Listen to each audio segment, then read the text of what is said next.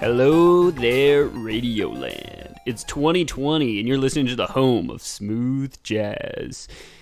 I'm your host, Ethan Palmer. James is joining me. Hit us with the jazz there, James. Oh,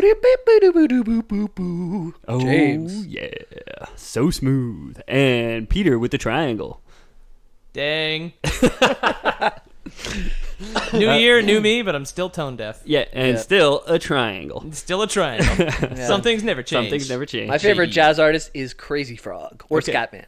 Ding, ding, ding, ding. Ba, ba. Ba, ba, ba, wee, wee, wee. Yeah. Just to quote Crazy Frog. I want a shirt that just has the quote in like 2003 or whatever. The Crazy Frog saith. Hi, everybody. Happy New Year, Merry Christmas, or your other holiday. It's Lore Boys. Mm-hmm. E-Bombs 316 saith. Ba ba bomb wee wee wee. Ring ding ding ding ding ding. Yeah. Ring ding ding ding ding. Yeah. I'm your host, Ethan Palmer. That was a long-winded intro, but you should be used to it by now. We've been doing this we're going into our third year, fourth year? We're going to be 3 in May. Something like that. We're turning 3. Yay. Buy us whiskey. I'm teething and it hurts. I have no idea when children grow teeth. Before they start drinking whiskey, because the whiskey is... Teeth is the gateway drug. Yeah, I gateway think- liquor. Oh, I thought you gave them whiskey to grow teeth. They grow maybe. their second set of teeth around like 7 to 10, right? Or 12? I don't know. Could be when your kids start losing teeth. I don't know. Hey Siri. I always thought they had 2 rows and then just the front ones fall out. Yeah, that's what happens. Okay. But maybe they do it all at once. I don't know. Son of a bitch, you woke Siri up. Sorry, Siri. Go away. I forgot that you actually had a Siri. Yeah. Oh my gosh, you won't shut up now. Oh, well, this is... Peter. we're doomed. Peter, she's a bit intrusive, honestly. Okay, so believe it or not, this is a lore podcast where we talk about nerdy stuff. You can tell from the title of the episode that this is probably about Dungeons and Dragons and not us talking about to Siri for the whole episode. Stop saying her name. Well, Hey Siri, when was Crazy Frog released? no No. answer. I don't know See, if she she doesn't listen doesn't to you. know. Yeah, she doesn't care about you. I don't know if she'd pick, Nope. I don't know if she'd pick up. If you say her name 3 times in the mirror, then an iPhone comes to kill you. Yeah. You have to say it backwards, though. So it's Iris. Yeah. I just have a voice that makes AIs go crazy, if you know what I mean. Last time I was on a space shuttle, almost the whole crew got killed.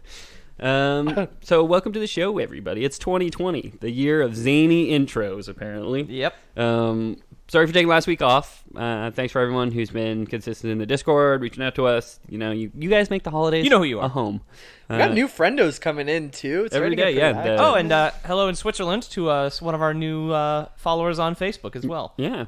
Hello. Sure. Hello. I lurk every single one of you, so I can give you a personalized and creepy thank you. Yeah. Hello, Switzerland. Hello, Swiss man. Or woman. Or It's a- non-binary. Pretty obviously a dude. Okay. Hello, Swiss man. Welcome to the show. Or a Swiss miss. Or a Swiss miss. So, you can probably tell from the title of the episode, we're talking about Dungeons and Dragons. We're going to talk about the Eberron setting specifically. This is kind of a request. Was it? Sort of. I requested myself write it. Saucy mentioned Eberron on Twitter, Oh, it's possible, yeah. which may have planted the seed. It could have. Also, in our Work Secret Santa, I got the new Eberron Rising from the Last War book as a present. Oh, Sick. that's a nice, thoughtful present. It was a nice, thoughtful present because the gift limit was $50 Canadian, and the book is about 68 before tax Canadian dollars. Oh, shit. How did they get a deal, I wonder? They didn't, but they it was broke the rules? it was the department head. Oh. It was like the highest up in the whole Secret Santa who got me. So she was like, "Yeah, I don't have to listen to this stupid rule." It was Probably a have more test. expensive She gift." wanted you to give it back to say, no, This give me is too- something under $50. Rules are in place for a reason. No, and I thought I exactly. told you guys this, but she also listened to one of our episodes where we talked about, it was, I guess, our last D&D episodes, and we talked about the books where a woman fucks dinosaurs. Yes. Yeah. So she's like, I listened to your podcast, and I heard about women fucking dinosaurs. I was like, great. Yeah. I think we may have mentioned this before. Yeah, I mean, I own one of those books. Yeah. I got T-Rex Trouble on Amazon for 99 cents. Yeah. Tyrannosaurus sex. So listen to what it might have been, I think it was Magic the Gathering, actually. Yeah. I think it was the Amonkhet ones where we talked about Ixalan also, because there was dinosaurs in that. That would make sense. And And naturally, I would go like, we should fuck them. Yeah.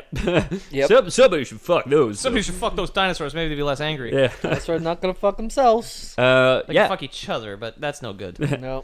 So we're talking about Eberron today. Do you guys have any knowledge about Eberron? I'm sure I've mentioned to you guys before, but you might not remember. Funnily enough, I may have seen the book you were given when I went to Chapters to buy gifts for my mom. She wanted crossword puzzles for Christmas. Okay. And I remember seeing Eberron, You can get those in the newspaper, the dude. book. Yeah, you chump. Yeah, I went out behind Chapters and just took a bunch of their newspapers. Yeah. The same newspaper 50 times. I gave her You just 50 pasted the same newspaper. crossword. Yeah. She hasn't sped up in completing it either. Yeah. She's just completely I think happy. you've discovered a problem. Yeah. Yeah, so it's kind of like steampunky. I remember reading that on Twitter as well, that it's kind of like steampunky. They have like Victorian era technology mixed with fantasy shit. Yeah, it's maybe a little post-Victorian era. It's kind of like post World War One. Okay, so So it's like 1920s era. are street urchins still a legitimate unpaid labor force? Yeah, totally. There's Good. like factories. There's skyscrapers. There's airships. Powered by magic, obviously. Magic is still a thing, so all the regular D&D tropes are present.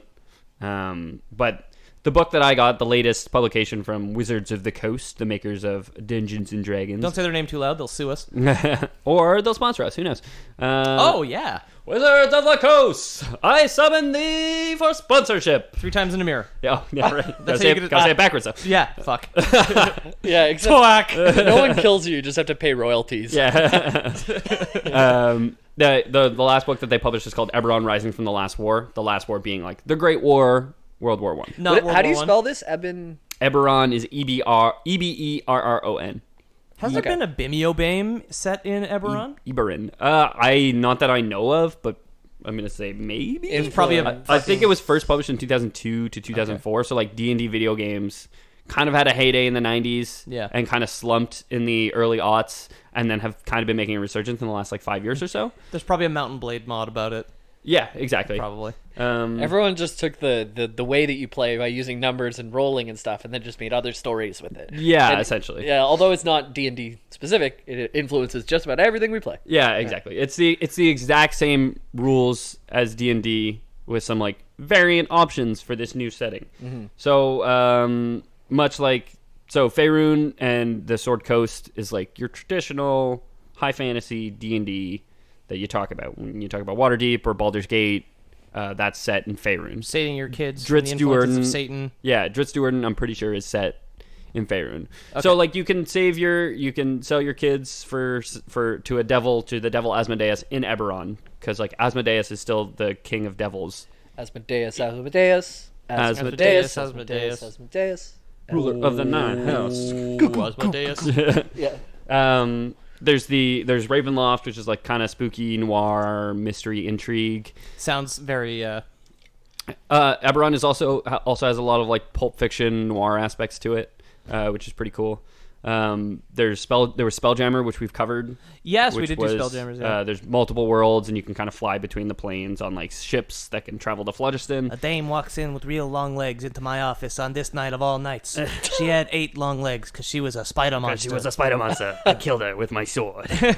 My trusty orc companion. Can I help you, little lady? Putting like lipstick on her spider fangs. I've been watching a lot of. I'll never Who's forget Line. what she said to me. Watching a lot of Who's Line, and that's a segment on Who's Line. Okay, do a film noir about, and then they ask the audience. And Wow. you guys, you could have done it about Way spiders. right there. to blow the top off the fact that this is all just rehashed Who's Line bits. Shit, This yeah. entire show, Jamie. That show hasn't aged well, by the way. I've been like watching it. The They new do a one? lot of things. Like there's one segment where it's like, okay, you're Chinese and you're Japanese, now speak. So they just basically make noises that sound like they might be Chinese, but they don't know how to speak Chinese, and then someone interprets it. Yep. They did a whole bit about, all right, you're Suicide Man. So now it's like you're a superhero, but your power is suicide. Talking about killing. I mean, a ridiculous premise for a superhero. But it wouldn't fly on television today, I don't think. Well, one, if it was on TV, no one would watch it. It would probably survive on Netflix. Though. Oh, dude. Yeah, I mean, Whose Line was late night. I think it came on at like 11.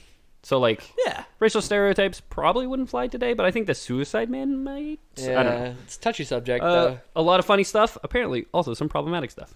So Well, that's all. That's the past for you. yeah, that's it. That'll be pretty this much. in the future, I'm sure. Yeah, exactly. Let's not act like we're with it. Let's not cast the first stone. No. No, we all live in a glass house. So, like Peter said, Eberron is a sort of steampunk post World War One edition of Dungeons & Dragons, featuring magic-powered airships, mechanical war-forged heroes, rail systems, cities featuring towering skyscrapers, and long-lasting dynastic families of lines who hold what are called dragon marks. Ooh. So it's like there's like 5 noble houses, and they all like possess a dragon mark from a time long past, and this gives them divine right to rule. Are they all different colors? They're different marks. They're different like symbols, probably different colors too. Are they etched into the members of the family? Yeah, so like you have the latent ability to like make it show on your palm if you're of this dynasty. So you can flash your ID basically. Exactly. Yeah. Or you're like wake up really late at night and you can't find your way to the bathroom. Yeah, yeah, that's it. Yeah, shine the light ahead of you. It's basically like a phone flashlight. Okay. It's like they're like, hey, prove you're a Habsburg, and you just like let your giant fat tongue spill out of your mouth exactly. and drool all over your shirt. Try and swallow and fail. Like, Then you use your club foot to drag yourself through security. Just like, yes. Yeah, pretty much. Sorry, the Habsburgs are notoriously, a little bit of real world lore for you, notoriously inbred. They started a huge war in Europe in the 17th century, I think. Oh, yeah. I'm not that smart. Yeah. I don't know. Something like that. That's knowledgeable, not smart, right? Sure. Yep. We'll call it that. Definitely not smart me. So yeah, we'll call it that. So disclaimer: I've taken a few liberties in blending the more interesting aspects from various editions. So Eberron started with 3.5. Okay. Like towards the end of 3.5. So it had established lore, then 4th edition kind of changed that. 5th edition has mostly fallen back to 3.5, but it's not as fleshed out, so there's some stuff which is like, it's from 3.5, but I'm assuming it still applies to 5th edition. Okay. And, 4th edition has some cool stuff too, so... Some kind of custom canon here on the Lore Boys. Exactly. I wish we had a name for it. Jamie, quickly. Dead air, man. Dead air. Dungeons and Dragons. I think that might be taken, but we'll follow up. Okay. So, I have the episode split into 3 parts, 3 ages of Eberron. We're basically doing creation myth and ancient histories leading up to like the starting rule of what we'll call the common races. So like humans or elves or orcs or dwarves or gnomes, foot or or goblins. potato sack. Yes, or foot potato sack. Footy potato sack is another one. Sorry. bicycle. It's like a half elf. Yeah, the 3-legged race. Yeah. Three-legged. Yeah. The cornhole toss. Yeah. What? Cornhole? I know, but it sounds gross when you say it. That's because you look at me and you think dirty thoughts, Jamie. Yeah. Do not lie. A lot of tension here. Jamie and I haven't seen each other for like 2.5 weeks. That's true. Yeah. We're bursting with sexual tension right now. Oh, yeah. So we're gonna start with the age of. Who wants to take a guess? Sigmar. Creation. See, I thought you guys might say dungeons, and I would say no. We're actually gonna skip dungeons. And go Age of Dragons. Straight to Age of Dragons. Oh. So, at the beginning of time, there were 3 great dragons, known as the Progenitor Dragons. Siberys, the dragon above, Khyber, the dragon below, and Eberron, the dragon between. Can you say them again? Siberys, Yeah. the dragon above, Siberys above. Khyber, the dragon below, Khyber below. And Eberron, the dragon between. Eberron in the middle. Eberron in the middle. There's a mummy dragon, and a daddy dragon, and another mummy dragon. Okay, sick. Girl, boy. Lucky for him. Siberys is the boy. Khyber and Eberron are girls. Okay, so boy dragon is Sky Dragon. Yeah, exactly. And this is Bitchy ex-wife is Hell Dragon. This is 5th edition canon. It was never established. Okay. Okay, so the glass ceiling's somewhere between the middle and the top. Yeah, exactly. Exactly that. Yeah. Yeah. Obviously, somewhere above the middle layer. between the mortal realm and heaven. Yeah. I say heaven, but that's not entirely true. It's not necessarily like good aligned, bad aligned, but we'll get into it because that's also kind of a 4th edition thing, and I tried to not include the 4th edition stuff so much, not only because it wasn't the most popular edition, but also because I found it, I don't know, just it muddied the waters a bit. Where 3.5 and 5th edition seem to like run along parallel lines a lot. 4th edition strayed more. So these 3 cosmic dragons, Jamie, their names? Siberys. Nope. Ebenrock. No. And Khyber. Yeah, okay. Yeah. You got it. Nailed it, buddy. So these 3 are the forces that would come to shape Eberron and all the realms which it crosses. So these cosmic dragons work together to create 13 planes of reality, with each plane embodying a particular concept. Okay, Skiergamore. Yeah. Pot Snicker. Yeah, exactly. Are those the Yule lads. That's the okay. That's our last episode, the Christmas episode. Yeah. Well, not Christmas. It's the holidays episode, I guess. Yeah, it came out on the 27th. Yeah. So these realms vary depending on which edition you're playing. With 4th edition containing 1 additional plane, which I didn't like so much because like you have 13. That's like a special number. 14. Who gives a shit? Yeah. It's not even prime. But the 4th edition included the plane Baator the Nine Hells. So it included the canonical Nine Hells from Dungeons and Dragons, with Asmodeus being the king of the Nine Hells. Oh, okay, so that's how he came back in here. Yeah, exactly. So, Asmodon. Isn't Asmodon? I feel like there's a He's from Diablo. Diablo. yeah. Okay. I think it's an actual like Latin devil or demon. Deus is Latin for God. Is God, Yeah. So I think it's like Lucifer, or the devil is like Asmodeus. It's kind of like Belphegor, or like things like that. Bahamut is like a mythological thing. Exactly. Yeah. So the 13 realms, and the 13 planes of reality. I don't expect you guys to remember these. I just think they're fun to list. Okay. So there's Danvi, the perfect order. So the plane of very straight lines and perfect corners. It's a checkerboard. Yeah, exactly. Unsafe for babies. A lot of sharp corners. Yeah. Dalquor, the region of dreams, which is the only other realm we'll really talk about. Okay. Dulur, the realm of the dead. Fernia, the sea of fire. Irian, the eternal. Fernia, that sounds terrible. the sea of fire. So, let me read through them, and I'll get into it a bit more. But there's Irian, the eternal day. Kithri, the churning chaos. Lamania, the twilight forest. Mabar, the endless night. Rizia, the plain of ice.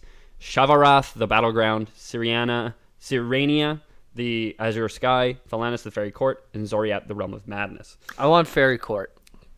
That's where I want to live. You got it, dude. It's like essentially the Feywild. Okay. So The Feywhelm? Yeah, very dangerous. Really? But the other ones sound worse. Churning chaos? Jesus I Christ. don't know. The Twilight Forest sounds okay. I mean, I like a fixer-upper. Twilight Forest? Dude, it's probably like The Perfect snakes. Order sounds kind of nice. No, it sounds that... like it sounds kind of bureaucratic nightmare. Yeah, it does Yeah. sound kind of religious. I got like a Crusader vibe from that one. sounds boring. Okay. What about the Region of Dreams? Region of Dreams, cool, but like way too impermanent. Like I don't know what I'm getting there at all. That's true. I'll take the Twilight Forest. You could probably ride a giant butterfly to work or something. What about the Azure Sky? Imagine working a desk job, but you ride a giant butterfly to get there. I'd love that. What about the Azure Sky? That's just like blue skies for the rest That of your one life. sounded nice, but I can't fly. Okay. Well, technically, you could fall forever if it's just the sky. That's basically flying. Does it loop back in on itself? I don't know. I don't have these answers for you or the listeners. Tweet at us if you take time to Google it. Yeah, it's probably not a good idea to decide where you want to live based on 3 words. Like, Yeah. Yeah. Churning chaos. Nope, pass that one. Yeah. Terror Lake. So with Khyber being below and Siberys being above and Eberron being in the middle, they all kind of have realms associated with them in 4th edition. The elemental chaos is the below, so Khyber controls like the Sea of Fire and the Plane of Ice and like elemental forces. Okay, Sea of Fire. What you wouldn't do for a nice cold glass of milk in that area, right? Yeah. It spoils so fast. Oh God. Boiled milk, please. I guess people do that though. Danny used to microwave. My old roommate used to microwave his milk before bed. Well, that's Yeah, warm milk is a thing for babies. It's apparently, and people find it comforting. Yeah, And also for Danny. you simulate the titty with the microwave. Exactly. do microwaves be titties? Find out next episode. Fellas, have we been doing this all wrong? I mean, it technically, when you move out, it kind of can replace a parent. Yeah. Because it cooks for you if you're unskilled. Mm-hmm. It warms your milk if you are not currently breastfeeding when you move out of your house. It'll softly sing you to sleep.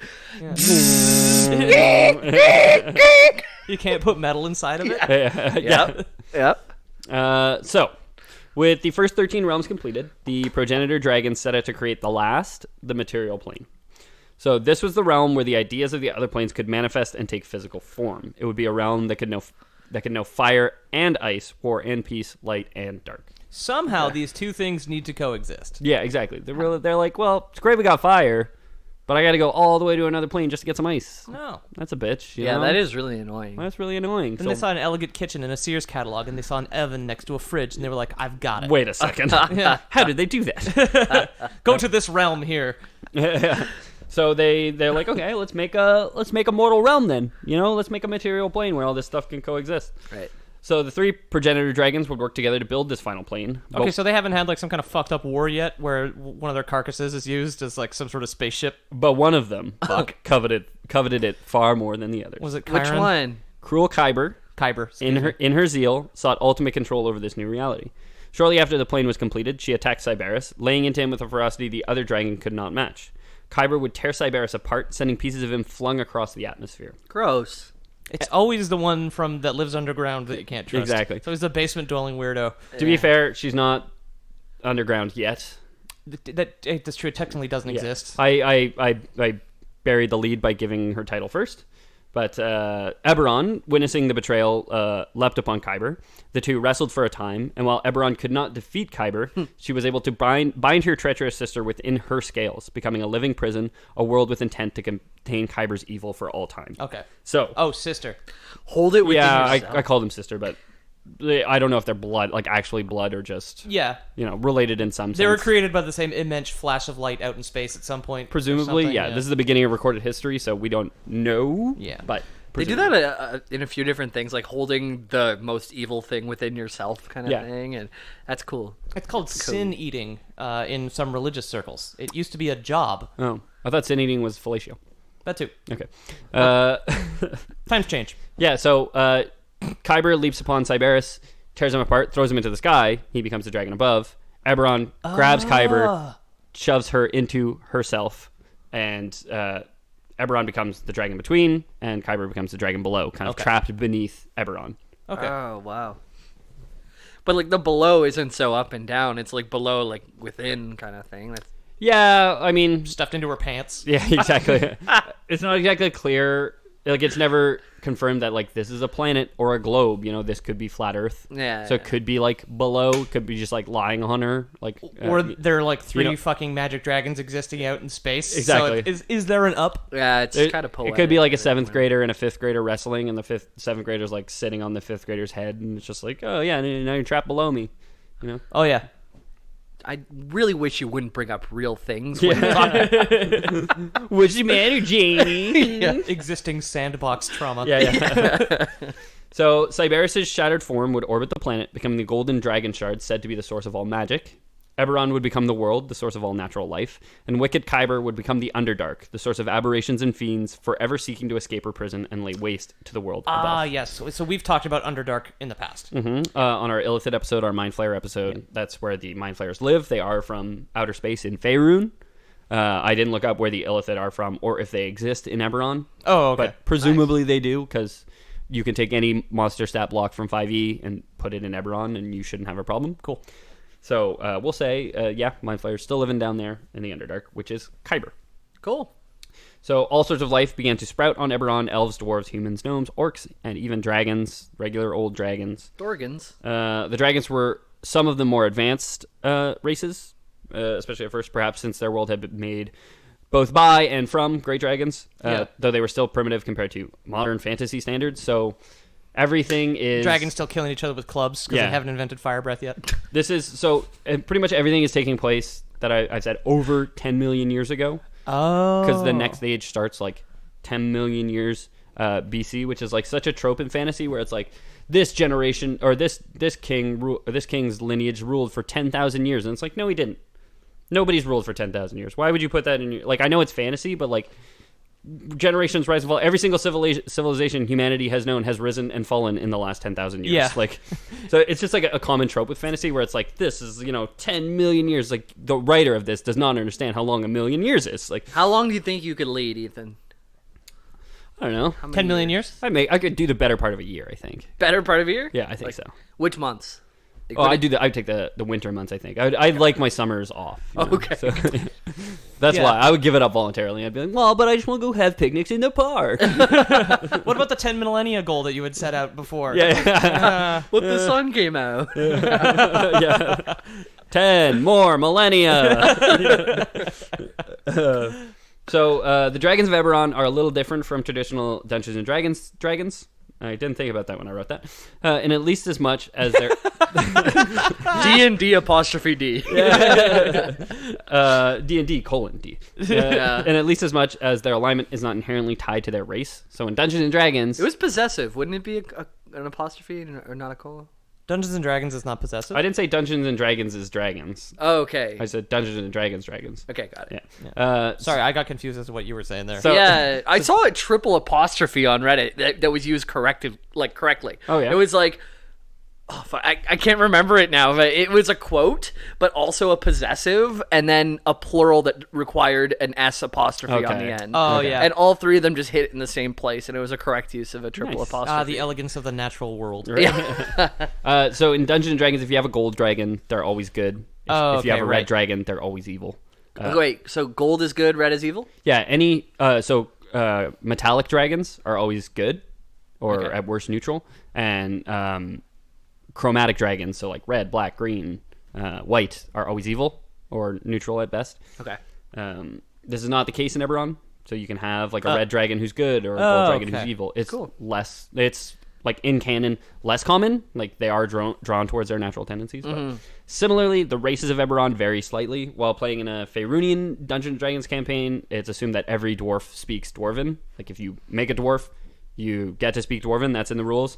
Whereas in Eberron, it's more dependent on where you play. So if you're born in Zalargo, your dwarf will speak Gnomish. He won't speak Dwarven because they speak Gnomish in Zalargo, which makes so much more sense than like you're born with the natural ability to speak a language. I'm curious, what are some of the languages in Dungeons and Dragons that you remember off the top? There's trade? There's common? Is the trade speak, so everybody gets to speak trade. There's like Orin, which is the language of primordials. There's Draconic. There's Sylvan, which is like the language of the Feywild. There's Elvish. There's Gnomish. There's Dwarven. There's Orc. There's Goblin. There's Undercommon, which is the trade tongue of the underworld or the Underdark. Fish people, probably. Probably fish people. Probably fish people too. Just frantic bubbles. Yeah, exactly. So this might not have been the case while the continent was so young. These fledgling races would develop into the forces we know today in more than a little time. Over 10 million years at least. So yeah, that makes sense. Through that, though, that little time might be bumpy. So all the dwarves evolved from like single-celled animals with beards. Yeah, exactly. Just floating in the primordial, just beards floating in a primordial. Yeah, exactly. Someone left the microwave on for 10 million years. And one popped out. Just crack open the Burgess shale, just find like a perfectly fossilized beard. Yeah. So as soon as Khyber was imprisoned, she began to plan her next scheme. Before long, the malicious sister would unleash hordes of demons upon the world, summoned from the depths of her own soul. These forces were wholly unanticipated by the relatively young mortal people now finding their place on the surface of Eberron. I can imagine. And this is going to lead us into the Age of Demons. Rakshasas and night hags poured out from the Underdark to overwhelm the land above. War would rage for nearly 10 million years, a ludicrous amount of time, while the still primitive races of Eberron did their best to stave them off while also staying alive. How do you evolve into any kind of civilization during a 10 million year war? 10 million years? Yeah, exactly. Yeah. What's a night hag? Night hags they're demons. They're nothing that special. Rakshasas are upright tigers with backwards hands. That's pretty cool. So their right hand is on their left arm and their left hand is on their right arm. So their thumbs point down. That's exactly what I was gonna say. Okay. That's dumb. That sounds like a last minute change where it's just like, I don't know, man. Tiger people not foreign enough. Yeah, your tiger guy is kind of looks just like a tiger with clothes on. Yeah. Yeah, but what about this? No, his hands are backwards. Oh. It's just like an artist who couldn't draw hands has like tried so hard and got them backwards. Like, fuck it, I'm not redoing it. Drawing hands is hard. Yeah, that's what I hear. I've never resulted to flipping them. I picture them drawing the perfect hand, but it's hard in the way that they just put it upside down. I finally did it. What's wrong with them? Oh fuck! I knew I shouldn't have drawn in pen. You're like trying to hold your beer can with your hand backwards. I just imagine the fact that they have for some reason they still use the same cans and bottles, but have invented loop straws to catch everything that falls out. They're just upside down. Only hold things upside down. Yeah, night hags I pictured as the crones from Witcher. I don't know what to think for them, but yeah. I can look up a banshee lady. Picture of a night hag from Eberron. I would love that. I'll do my best to describe it here on the air. So they're tall, they're blue, they look kind of like hags, and they wear rags. Oh. And they have horns. They could have been a Oh, rat. horns is yeah. Horny ladies. Oh yeah. They look Okay. like a headache. Cool. I haven't looked them up, but that's more or less what I was picturing. They're Looks creepy. like kind of classic fantasy hag. Picture a classic fantasy hag, yeah, and Yeah. you'd be pretty close. Sorry, I just closed my script because Jamie's got me all fucked up looking up shit that I Don't wasn't worry, ready to I've talk prepared about. one. So, I got it back up. Okay. Yeah, the You're internet's you're so good, James. fast. You're good, Okay. James. Yeah. So demons overran the continents, taking control for so long that it's amazing any history survived the time. The first children of Khyber, the demonic overlords known as the Navakti, would rule the realm with cold, uncaring fists for 9 million years. Are these backwards fists or regular fists? Half backwards, half regular. Oh, okay. The night hags have regular fists. Oh, okay. That's- would rule with that's- iron backwards fists. That's the secret to ruling so effectively is that you have half the population with regular fists and the Yeah. other half the population with backwards fists, so they never fight over resources. They just all have yes. two left hands or two right hands. Like, That's true. They wouldn't fight over resources because everybody would need we need this right side up oil. Well, and yeah, you guys need all exactly. the upside down oil. You guys have the You're upside down oil, perfect, exactly. yes. For our upside down cars. That's it. Pass me that tool. This is a right-handed screwdriver. Yeah. Oh, I need the left-handed screwdriver. My bad. that's like one of those tools that does not need to be one or the other. They also have a right and a left hand, and they're just backwards. So, I'll figure something out for that. we have demons ruling the land, ruling the dragons, ruling the fledgling common races, although in what forms they existed, it's unknown. We have elves, but they're monkeys instead of elves. You know what I mean? With pointy ears. Yeah. Big red asses. though. Monkeys with huge sex organs and big red asses and strong gray matter muscles and pointy ears. And that's an elven gorilla. He just flung his own magic at me. Elves only do that in captivity, though. So. Okay. Yeah. So there's also the fledgling dragons. Eventually, the blue dragon sage Aurelanastrix. Icelandic's not so easy now. He's an idiot. Aurelanastrix rediscovered an ancient prophecy laid down before the Age of Demons began. So he was like walking along Eberron one day, and he like looks up at Siberys, and he's like, "Oh, look, Siberys left us a message. Did we ever think to look up before, guys?" And they're like, "Nah, we can fly, so we look down." Yeah. The floating dragon carcass just has like one of those plane messages. Yeah, like a banner behind it. It's just like his eyeball, like floating through the cosmos. Like, Elf monkey, will you marry me? yeah. So it's Howtostopdemons.com. Yeah. So Will you marry me? this is called the Draconic Prophecy, and in Eberron, it's like dragons are obsessed with it. They like all they do is like sit and brood and like consider the prophecy, which They're is like monks, basically. they read tea leaves and they look at the stars and they look at the wheel of time and they like try and read the future. And like some people say it's like this is like the history of all things that have happened so far. And other people say like this is, you know, the events that will happen for the rest of all time. Okay. In the Draconic Prophecy, they find purpose and organize once more to oppose the demonic invaders. So they're like one day sitting around, they see their daddy Siberys like floating through space, and they see his little severed talon floating through with a trailing banner behind it that says "Get a fucking job, join the army if you don't know what to do." And all the dragons are like, "Okay, I guess we'll join the army now then." Ethan, I've just become extra conscious of the sticker you have on your laptop right now of Goku naked with Spider-Man. Goku butt fucking Spider-Man. That's always been on this laptop every single time we've done this podcast. I think it's after you said daddy, I just like my eyes went right there. You found that. That's at Extra Fabulous on Twitter. Okay, nice. Extra Fabulous Comics. Yeah, I've gave me seen- that sticker. Nice. When I bought one of his original prints. Cool. Anyway, if you look up Goku butt fucking Spider-Man on You'll- Google, this exact picture and the rest of the comic that it's attached to will probably come up. I can't imagine there's many more pictures like that. You'll be fine. Yeah. Yeah, I don't know, guys. Google it at work. Or on the bus. So at the heat of this prophecy, the dragons would also ally with the Kuatl, a race of celestial, shape-changing immortals who most often take the form of radiant, winged serpents. I was going to ask about that. Yes. Like Quetzalcoatl. Quetzalcoatl, just like that. I'm not going to... I don't remember the civilization who he's associated with, but he is a South American wind god. Yeah, exactly. So giant snake with wings. Yes. Can fly. His brother is, in legend, said to be the animal that became the axolotl. Oh, yeah? Yep. Yeah, cool. Huh. That's pretty common in fantasy too. You get that in Pokemon. There's like Yeah. the small like Dratini, I think is one of those. Yeah. Yeah. World of Warcraft That's has more a bunch of those. I think Dratini is a dragon, though. This is a snake. Well, Dratini's like it becomes a dragon at Dragon It's like a Knight. letter S with eyes. Like, yeah. Yeah. You know, Aren't wings. snakes just skinny dragons? they're failed serpents and failed dragons in Dark Souls. Yeah. There you go. go. So the war would wage once more for over another million years. Good God. The dragons, with their newfound allies, slowly turning the tides, and draconic heroes rising up, or giving rise to tales of mighty saviors who would eventually be lauded as gods known as the Sovereign. So in modern day Eberron, there are gods known as like the Sovereign, and it's 7 gods, I think, 7 or 9 gods who are like there's the Traveler, and there's a couple others. And there's some theory that it was these dragons, some of these dragons in this time, who became those gods. Okay. In the war against the demons. Did they bequeath their marks upon the upper class of the city? No, not those. We actually won't get into the dragon marks and where they come from on this episode. I was, because originally I wanted to do an episode on the last war, like the thing that happened right before like where Eberron is now, and okay. current day Eberron. Big fucking air quotes. Yeah. Year 10 million. Yeah. Eberron. Head just starts fucking spinning. Yeah. Like, The last war just seems like a bad thing to call a war because, like, eventually you're gonna have to rewrite the textbooks again. Exactly. It's hopeful. yeah. It- Do you guys know when presumptuous? the term World War One was first coined?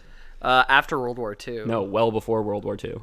Really? It was in like 1920, 2 years after the war. There was a journalist who called it World War One because he knew a second World War would start. Because everyone was like, Treaty of Versailles, it's not going to end well for anyone. Yeah. Especially not Germany. yeah, Yeah. well, it almost did. The Great War. So the dragons are fighting alongside these coatls, these winged serpents, these psionic, great godlike snakes. Why Scottish? All right. Despite their Aztec name, they actually all have Scottish accents. Oh, they all talk like proper Scots. They can shapeshift, so they choose their appearance and noise, and this is what they settled on. Exactly. Yeah. So the Navakti, however, the demon overlords, would not be so easily defeated. They united as well against the combined forces of dragons and coatl. The coatl, seeing that the cause would be lost otherwise, and they also, their prophet, along with the blue dragon prophet, they found the prophecy together. Oh, okay, cool. So they both read like, hey, we all have a part to play in this upcoming war or whatever. And apparently the coatl part was to sacrifice most of their number as well as their immortal essence to form the silver flame and bind the first children of Khyber for all time within the dragon shards of Siberys. Okay. So So they bind them within dragon shards. yeah, so they create something called the silver flame, which is like a deity that is worshipped in modern day Eberron, and it's like a tangible thing. Where humans can't even pray to the silver flame because it's too powerful. They have to pray to like a conduit god who can pray to the silver flame for them. Cool. Because otherwise they just get like burned up by it. Their prayers are answered, but their prayers are answered like, and it's way too hardcore. Yeah, exactly. Like, oh no, my dick got 22 inches bigger. Their head explodes. Like, Naturally, the first thing someone would pray for. a bigger dick. Yeah. I don't know what you guys pray for, but I mean that, but I don't have to worry about the silver flame. yeah, exactly. I've actually just been counteracting Ethan's bigger dick Yeah. prayers. That's why nothing's gets a changed. smaller That's why nothing happens. So in sacrificing themselves, the coatl would also impart some gifts on the world. They gifted their form and some psionic ability into loyal humans to create the Shulasakar, a race of rare psionic humanoids resembling feathered serpent folk. Cool. The coatl also touched the dreams of the lizard folk that dwell in the jungles of Eberron. Even 100,000 years later, the lizard folk are guided by dreams to remember the purpose of the dragon shards that house the essence of trapped overlords and seek to stop those who would release them. So there is a evil coatl god who wants to unleash all the an evil lizard folk god who used to be a coatl who wants to release the demons for his own whatever evil purposes, and the coatl imparted in all the lizard folk these dreams that say like, don't let people touch the dragon shards above the planet because it's bad shit in there, Yeah. Okay. yeah, dead open, don't inside or whatever. So ultimately, the souls of the selfless coatl would remain bound to the fiends they imprisoned for all time. High on their bittersweet victory, the dragons would retreat to the far-off continent of Argonason to contemplate their prophecy. With the demons defeated and the dragons retreating to solitude, now would rise the age of giants. So the giants rise from the ruins of the Dragon Fiend Wars to establish a civilization on the continent of Zendrik. They enslave the primitive elves, which has the inadvertent effect of pulling the first of the common races out of their primitive state.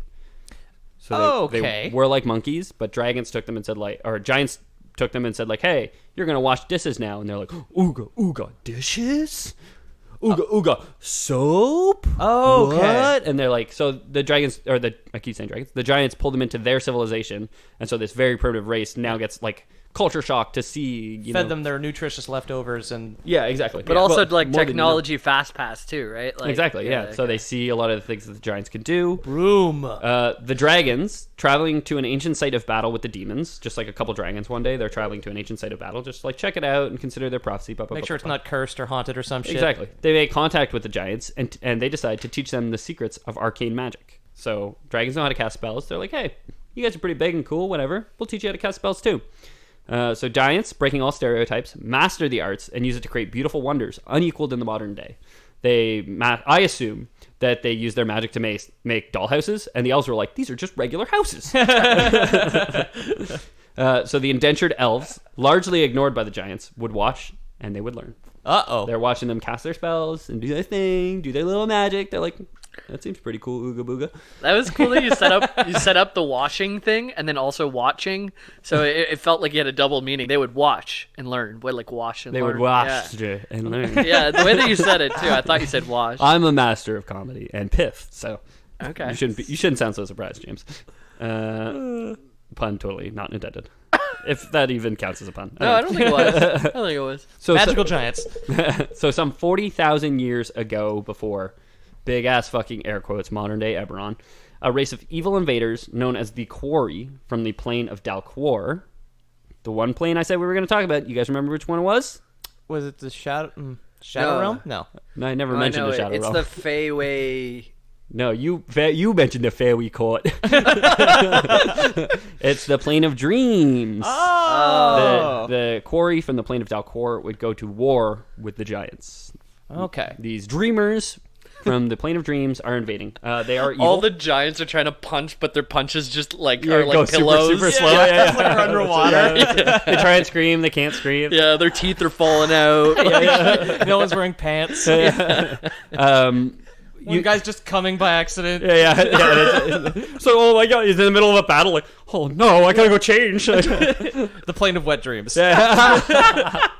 Just teeth fall out comes. That's my fetish. Doors don't lead to where you remember they lead. It's all very confusing. Yeah. So you're not entirely wrong, because the Dalquari have the ability to, from their plane, they can invade the dreams of people on the material plane. They can manifest dreams, and whether that is make them sleepwalk and attack one guy and get one kill, or just make them afraid of spiders and then come to battle with a bunch of spiders. So Freddy Krueger's from D&D. Yeah, exactly. Okay, cool. Lore Boys canon. Freddy Krueger is from the Eberron setting of D&D.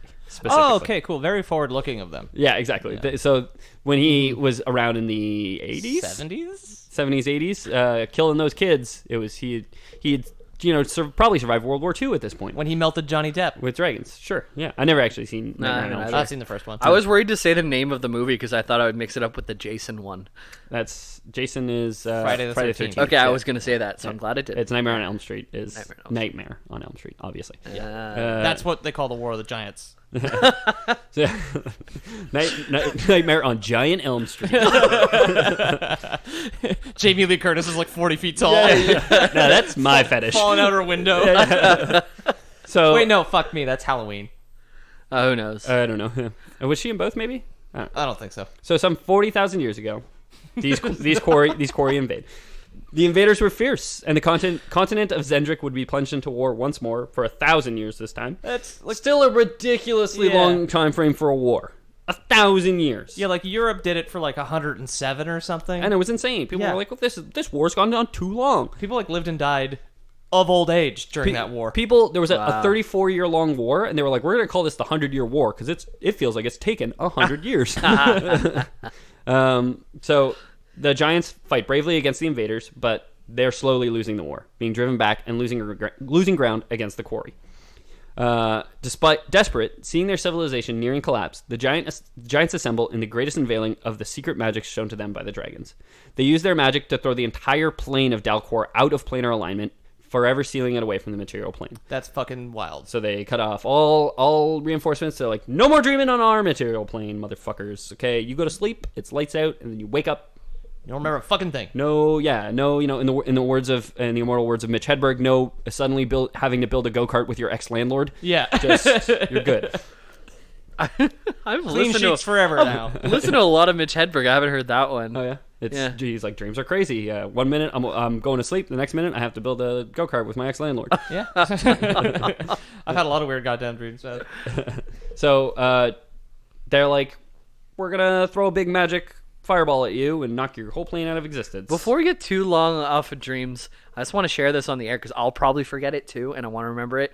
A friend's dad shot put me in a dream, and it was the coolest feeling ever. And now I want to be shot put in real life, but there's no one big enough to do it. Maybe there's, so you just gotta keep looking. How far could someone get shot? Get on Grindr, dude. You'll find someone. Dude, I'm like, I just want to be thrown 8 feet in a straight line. M4 M who can shot put me. Yeah.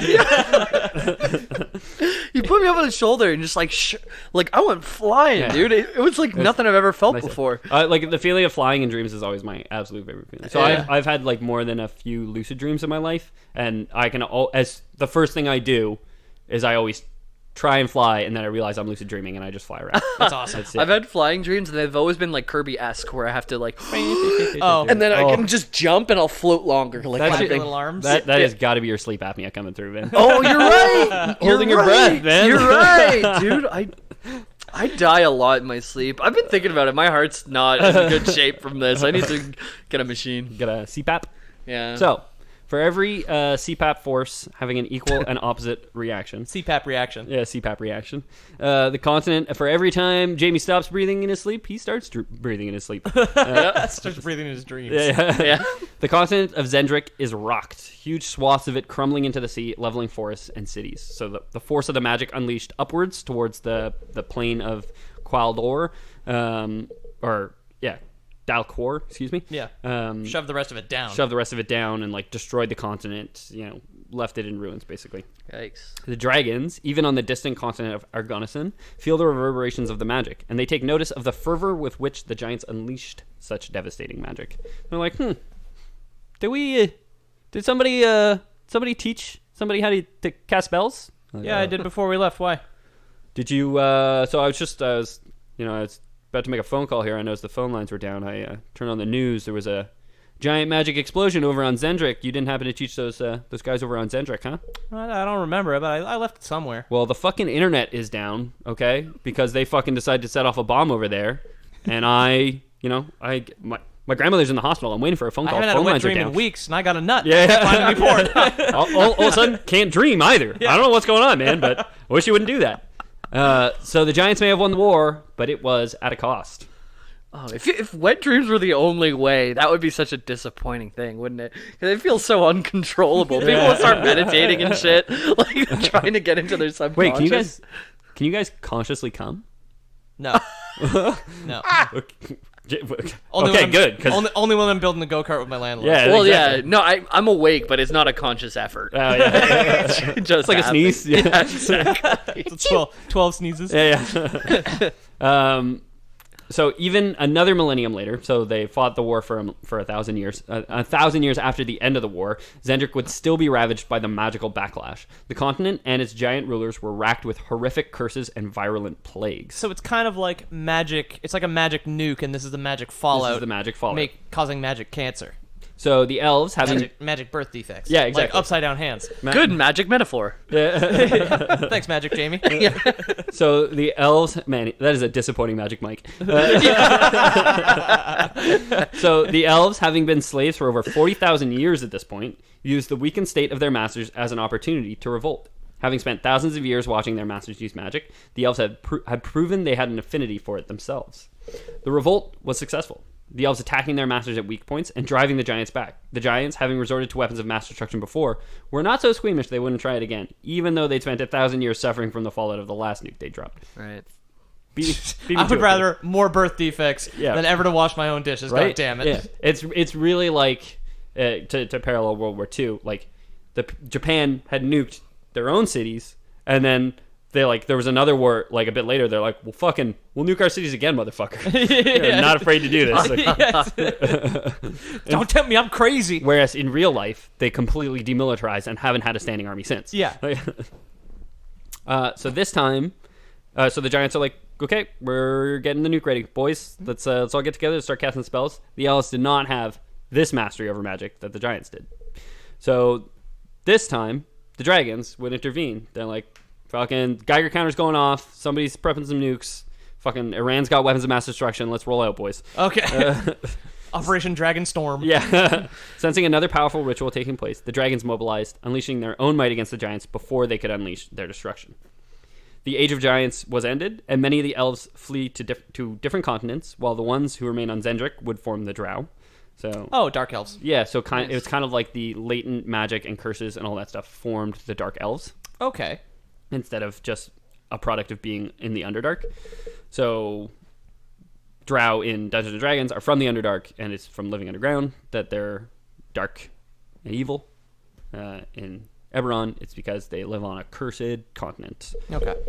Over time, the other common races of Eberron would rise, forming their own civilization and empires, and would eventually lead to the Eberron of today. They would, form... Corvair is the main continent of Eberron, especially in 5th edition, the latest expansions, and it's where the Great War takes place. The Great War is between human civilizations, common race civilizations.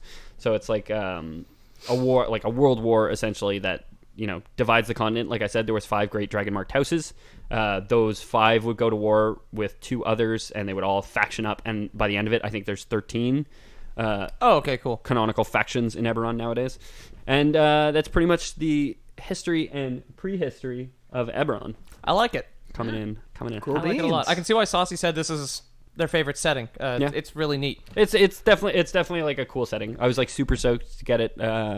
Get the campaign guide as a gift for Christmas. Yeah. That said, I never can seem to find the time to actually run games. So, I did run one great one shot over the holidays, which was a lot of fun. But we should do it though. Like I'd be down if we set a day and it was always the same day and I could work my schedule around it. I would be down to do it. I'd be down to do that too.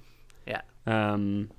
Maybe it'd have to be a weekday, but the listeners don't have to listen to this. No, we can schedule our own. Yeah. Like That's it. Unless they want us to stream it, and they could tweet at us or that's a hell of a email lot us easier to schedule. if Yeah. they do. Yeah.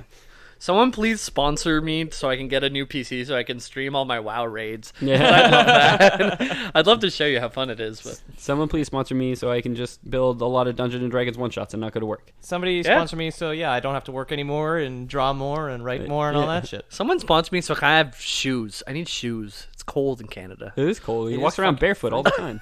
This guy's crazy. I keep telling you to get bread bags at the very least. So, Right. It's on my feet. I love it. yeah, what's he gonna do? Go and buy bread? He can't even afford shoes. Just dump the bread out in the market and then leave with the bag. Yeah. Nice. Yeah, you're not technically paying for the bag. You're only paying for the bread. You ever So, see that? yeah, the bag is free. That picture of the person who's like kneeling to get to the bottom bread on the rack at the grocery store, but has taken 2 breads from the top rack and is putting it under their knees and his pads to get the bottom bread. No, that's pretty funny. That's like hammering the spoon in a different direction. So thanks for listening, everybody. If you like the show, please tweet at us, leave us a review. It's like the best way for new listeners to hear us, hear our voices, and get in their old ear holes or not holes. Was that a sound check? That was a sound check. That You was a said sound you had check? ear flaps, not ear holes. Yeah. Okay. So never mind that joke. If you just listen to that joke, forget it. My name is Ethan Palmer. Has been, is, and always will be Ethan Palmer. I'm at Ethan the Deadman on Twitter. We're loreboyspodcast at gmail.com or contact at loreboys.com. We're at loreboys on Twitter. We're at Loreboys Podcast on Instagram, and we're the Loreboys on Facebook. Confusing, we know. Yeah. Poorly planned, we know. We're amateurs. Yeah, we even have a marketing major in the group. Well, you weren't one back then. No, was I? Maybe. I don't know. Maybe. I don't wish know if we I declared hadn't made major. all our decisions before Ethan decided to get educated. Yeah. So, thanks for listening. If you want to get in touch with James, You can. real quick now, Jamie. We do this every week. Google James Miller. You'll find me. Go in touch with Peter. At Pete O'Donohue on Twitter, at Loreboys Podcast on the old Instagram. We got our Patreon, patreon.com/theloreboys, which is for money. Thank you for everybody who has already subscribed. If you wish to, please do go for it. You can choose the episode we do. Yeah. People do that. Then we're a slave to whatever you say. We're an elf. Yeah, but I was gonna say, but make sure when you pay us for an episode, we're watching you cast magic. Yeah. Wait, is Santa a giant and elves are elves? Nah. Because the elves in the North Pole are kind of like slaves, right? Yeah, I don't know, man. I'm pretty sure they are. So join our Discord for more great conversations like this one. Are the elves slaves? At Santa's Workshop? And if you want to support the show and you don't quite trust Patreon, we do always offer Lore Boys Premium. We have a pretty special offer this week. You guys send us a couple old socks in the mail, and we'll free all our elves, because we got some elves on retainer over here. And all we need to do is we need to give them a piece of clothing, and they can go free. I thought we were just gonna darn them and send them back. Oh, sorry, dude. I don't want the listeners to know about my sock darning fetish. Oh, excuse me. Wingardium Lore Boys out. Goodbye.